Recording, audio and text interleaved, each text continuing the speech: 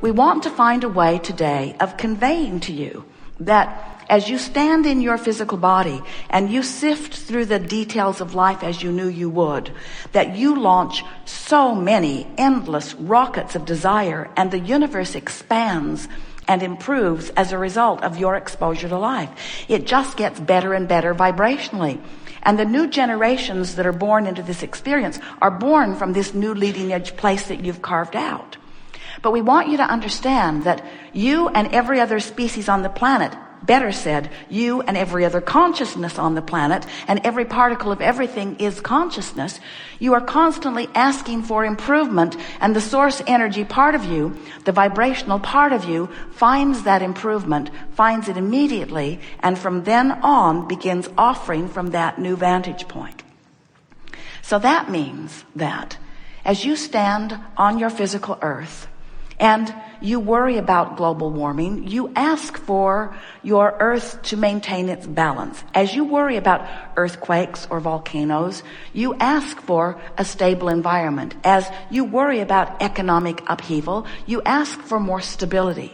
And what we want to convey to you is that asking really, really matters. And that asking wouldn't be as extreme or intense or as focused as it is if you were not exposed to the life that caused you to focus it. Now, the reason it really matters is because it is from that vibrational reality that all reality that expands or extends from generation to generation to generation. In other words, the longevity that you know as life on this planet extends purely. This is new. We have not said this to anyone ever, so you're going to enjoy the resonance that you feel as you hear it. As this vibrational reality that we are describing comes to be, this earth experience that extends from generation to generation to generation to generation comes only out of that vortex of creation. In other words, when we say to you, you can be sure that well-being is the order of this universe, that's how we know that to be true. Because there's only the pure, undiluted, non-resistant thought of well-being that is the basis of all this new creation. We want you to remember that you get what you think about, but you cannot do anything other than mess up your own experience. What you think about here in this physical realm, of course, law of attraction is responding to it. You get what you think about. But we want you to understand, we want you to get it, that there is this vibrational reality that is formed, that the larger part of you, the eternal part of you, the part of you that lives on and on and on, the part of you that is the next generation and the next, the part of you that is God force, the part of you that keeps this planet spinning in its orbit in perfect proximity to other planets, that part of you is the receiver and the holder of the best of life that you're synthesizing. In other words, we want you to hold in your mind the idea of this place marker that source energy is, that as you carve out the details of life experience and you know what you don't want to be sick, you want to be well, and on and on and on. As you keep emanating those rockets of desires, source energy, the God force within you, inner being, whatever you're wanting to call that, holds that positive place marker. And law of attraction keeps responding to that powerful, positive place marker. Now, the reason that we're giving this to you is because we want to give you words that reassure you unequivocally of the well-being and the longevity of the eternalness of that which is you. We want you to understand that the well-being of that which you are living here on this planet is unequivocally assured. In other words, the well-being is, the well-being is, the well-being is. And the reason that we know that it is because we've seen what you put into the escrow, which is the basis from which all new creation is coming forth. You just don't need to worry about that. We're also giving it to you in this way because we want you to understand how it is that we can say to you, you get what you think about, and then we can also promise you that the well-being of your planet is assured. There are billions of people on your planet, and billions of you are not worried about global warming. Billions of you are not beating the drum of anything very long. You're a fickle bunch, and that's really good. Even CNN can only give you a little while of any story before it has to move on to the next one. And that's a very good thing. Even though it distorts what it gives you dramatically and gives you far more reason for concern than you deserve in terms of the weight and balance, not the poop to value, the weight and balance of what's going on. We want you to understand that well-being is assured. It's in this vibrational reality, which is the basis of everything that's coming forth. Your guidance system is relational. It's letting you know how what you're doing, what you're thinking, what you're saying right here, right now, this red hot minute stacks up with who you really are and what you really know and how you really feel, you see. Now, sometimes something will happen and you will know it's just wrong. Esther will say, Abraham, it's wrong. Agree with me. It's wrong. And we say, we agree with you. Just don't ask us to come out of our vortex of well-being to wallow with you in your disconnection. In fact, that's the only reason that disconnection can ever occur. You have walked away, you have wallowed away from who you really are. Because who you really are is in this vortex of creation, in this vibrational reality, where all new requests go. What do you mean a vibrational reality? It's not very satisfying. Can I spend it? Can I sleep with it? What do you mean vibrational reality? And we say everything that you know that is physical now was vibrational reality first. In other words, there is a vibrational reality at the basis of all that you know. And so when you understand that when you don't have enough money and you ask for more, you have put over time a veritable fortune in your vibrational reality. But to claim it, you got to get in this vortex of creation where the vibration is that which you have become. And that's a part of our message to you that stretches your thinking just a little bit, because you have been magnificently focused in your leading edge time-space reality, out here on the leading edge, sifting through contrast, and you've come to think that reality, which is what you can see and hear and smell and taste and touch, that this reality that so many of you agree upon, that this reality is what you have come forth to create. And we want you to understand that while you are certainly the creator of this magnificent time-space reality, that if you will just for a little while focus upon the vibrational reality that you are creating, that you always create first, and let this vibrational reality and all of the feelings within it be what motivate you in the direction of the choosing of the thoughts that you choose.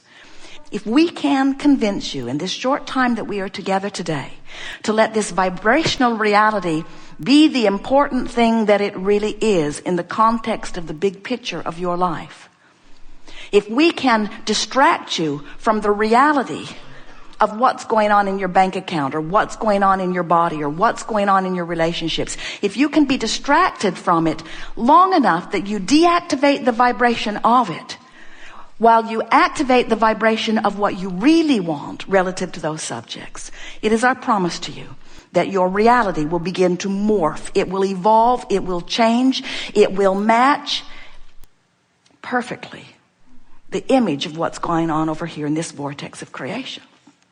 We really like it when we find an analogy. This vortex analogy is so magnificent. We've written a book about it because we want you to understand that you are source energy also in a physical body. But the source part of you, this expanded part of you, is evolving because of the physical part of you. This is the thing that so many of our physical friends don't understand. They think, oh, I might have been non-physical and there might be some soul or source in me and there might be a God who is aware of me. But here I am out here on this bleeding leading edge, and aren't I here to prove some sort of worthiness? And we say, not in any way. You are here to create. You are here as an expander of this ever-expanding universe, and you can't stop the expansion. All day, every day, you are contributing to the expansion of this universe. Future generations will benefit mightily by what you have put into this vortex. But the reason that we're here talking to you is because you've summoned us also to let you know that we don't think that you should have to croak to catch up with what you put in the vortex. We think that you should be able to be aware of this vibrational reality and tune yourself emotionally to it, to the point that you are a chronic vibrational match to the evolved being that you have become. Because unless you are keeping up with who life has caused you to become, you're not going to feel good. And no one can do anything about it other than you. Sometimes Esther will say, somebody should fix that for me, because if that were fixed, I would feel better. And we don't disagree with her. It's better to look at things that are the way you want them to be. You do feel better. But if you are dependent even a little bit on somebody else fixing something so that you can feel better, you are aware that there are too many moving parts. You are aware that that's a very conditional love that has such limits, because you cannot control enough of the environment around you to hold yourself steadily in alignment with who you are. But when you discover, and you may very well do it here today, that your good feeling in the moment, that your friskiness, that your clarity, that your vitality and stamina, that your love, that your appreciation, that your joy, that your good feeling in this moment is contingent only upon one thing, and that is your vibrational proximity to who you really are. Who you are is liquid love. Who you are is pure positive energy. So when you're feeling despair or depression, vibrationally speaking, you're way off the track. But that does not keep the source within you from knowing you and loving you and being the larger part of you and calling you home to it, calling you in the direction of it. We want to ask all of you, do you believe us when we say that when you are experiencing contrast of, let's say, sickness or something less than you want with your physical body, that you send an equal and proportionate request for wellness? Do you believe that? Yes. And so, if you believe that, as the larger part of you now is weller than it was before you got sick, can you accept that if you could just get into the vortex where the wellness is, you'd be well? You don't have to drag the sickness in there and heal it. That's really an important distinction. You don't have to fix what's broken. In other words, the vibration of the question and the vibration of the answer are different. The vibration of the problem and the vibration of the solution are different. The vibration of the sickness and the vibration of the healing are different. And so many people are so focused on the problem or the question or the sickness that they use that as their reason not to get into the vortex, where if you could just let go of those reasons and get in, watch a cat that's having a good day and get in. Jerry and Esther's neighbor's cat wants to live with them. And spends almost all day on their porch looking in, saying, aren't I cute? Don't you like me? Wouldn't you really like to pet me? Wouldn't you really like to give me something to eat? Wouldn't you really like to take a walk with me? In other words, that cat is just joy oozing. Esther has attracted the cat because she loves happy beasts. And so here's this cat just happy and around. Really a wonderful, easy thing to use as an excuse to get into a vortex. There are so many easy reasons to get into the vortex, but you have to let go of that flawed premise that you've been carrying around for a long time, which is, I have to ferret out my problem. I have to shine a spotlight on it. I have to get it identified and confirmed by many other experts. I have to write about it to everyone I know. I have to take complete ownership of it. I have to practice the complete vibration of it. I have to become an absolute vibrational match to it, and then I have to take hold of it in some way and drag it to a place that it will never be allowed to go. And we say, just let it go. It isn't you. It isn't you. Just let it go. Those problems, they are not you. They are the catalyst that gave you a bounce, but they no longer represent you. Go to who you are. Go to where you are. Feel the fullness of who you are and watch all of that stuff just fall away, fall away. It will fall away instantaneously in terms of your emotion or mood. And once you hang around in the vortex for a while, it will fall away in terms of all manifestations. And people will say, hey, where'd that go? You say, what? What? I have no idea what you're even talking about.